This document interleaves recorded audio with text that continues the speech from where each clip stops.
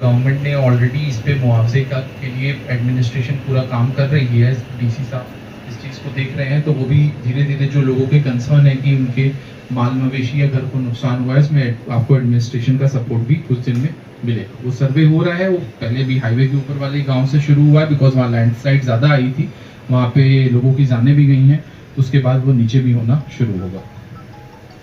अब आते हैं सबसे जो पूरे कठुआ के इलाके की सबसे बड़ी प्रॉब्लम है, वो है ड्रग्स, चिट्टा।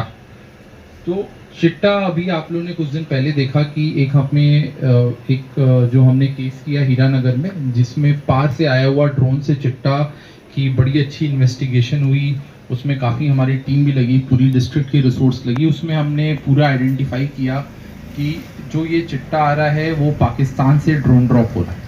अब पाकिस्तान से ड्रोन ड्रॉप कहाँ होगा? जो भाई गांव के पास जो इलाके हैं, जैसे वहाँ हीरानगर में छन टांडा में हुआ, आपके पास मादा है, जो गांव जो एकदम बॉर्डर के पास के गांव है, वहाँ पे लोग जो यूथ हैं उनको इन्वॉल्व किया जा रहा है। अब ये यूथ कौन से इन्वॉल्व है? जैसे जो छोटी जैसे मानिए कोई बाइक चोर है, कोई जो छोटी चोरी कर रहा है या जेल से अभी निकल के आया है, उनको इन्वॉल्व किया जा रहा है। किस काम के लिए? कि भाई अगर पैकेट ड्रॉप होता है तो उसको बस पैकेट को आपको उठा के आगे किसी को देना है।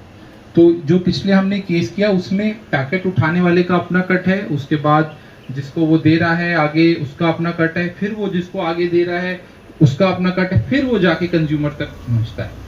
ठीक, तो ये सब आदमी अपने अपने पैसे कट के लिए काम कर रहे हैं इस पूरे तंत्र में। और उस पूरे तंत्र को जो हमारे केस में मालूम चला, वो पंजाब में बैठा हुआ आदमी उसका पैसा कमा रहा है और एक पाकिस्तान में बैठा हुआ आदमी उसका पैसा कमा रहा है, जिसमें 7-8 अरेस्ट ऑलरेडी हो चुकी हैं।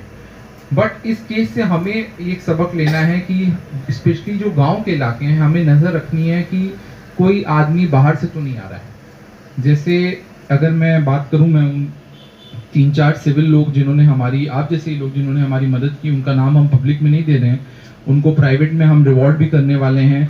उन्होंने हमारी बड़ी अच्छी मदद की। क्या मदद की मैं आपको बताता हूँ कि ड्रोन की उन्होंने आवाज़ सुनी, और उनको लगा कुछ गिराया है ड्रोन ने, बस ये खबर हमें दे दी कि इधर कुछ आवाज आई थी, ड्रोन गिराया। उसके बाद हमने पूरी पुलिस लगा के उस पैकेट को ढूंढा, फिर बड़ी उसमें टेक्निकल एनालिसिस करते हुए कौन लेने आया था, फिर उसके बाद कहाँ जाना था, इसको किसने भेजा था, उसके पीछे कौन है। तो ये सारे लोग एक खबर से आ गए कि भाई आवाज आई थी, कुछ सामान गिरा है, मुझे ऐसा लगा, एक बार आके अगर उस एरिया को छान लिया जाए। तो आपकी उसमें जो बहुत ही प्रमुख भूमिका है, स्पेशली जो बॉर्डर के आसपास रह रहे हैं। पंजाब में इस समय स्थिति बहुत बुरी है, हमारे यहाँ अभी स्थिति उतनी बुरी नहीं हुई है, उसमें आप लोग का भी बहुत बड़ा योगदान है। और आगे इस अपने आँख और कान खुले रखने हैं, ऐसी कोई भी आगे गतिविधि आपको दिखती है स्पेशली बॉर्डर के इलाके में।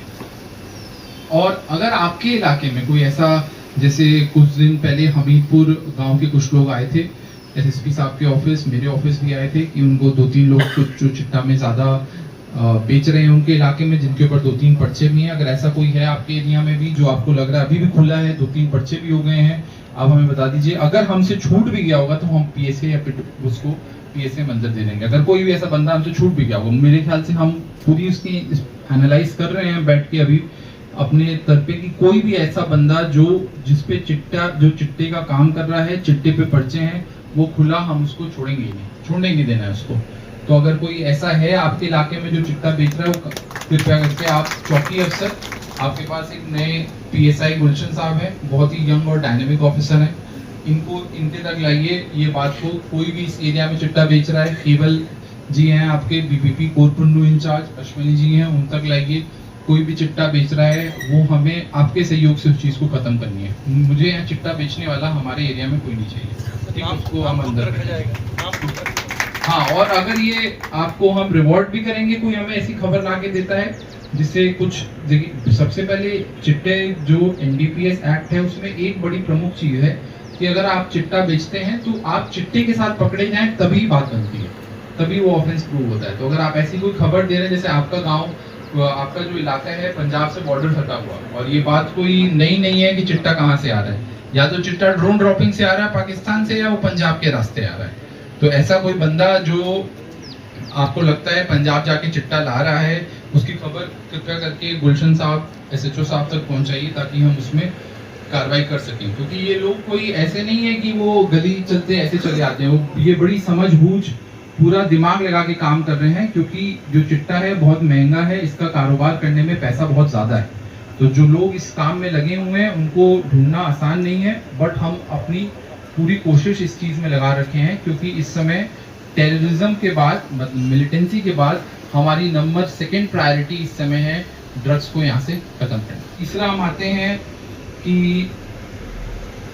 इन्फिल्ट्रेशन बेसिकली जो मिलिटेंसी वाला प्रॉब्लम है, जो अभी बहुत दिन से राजबाग के इलाके से या फिर उज नाला, बाग नाला, छाप नाला, इधर से इन्फिल्ट्रेशन नहीं हुई है।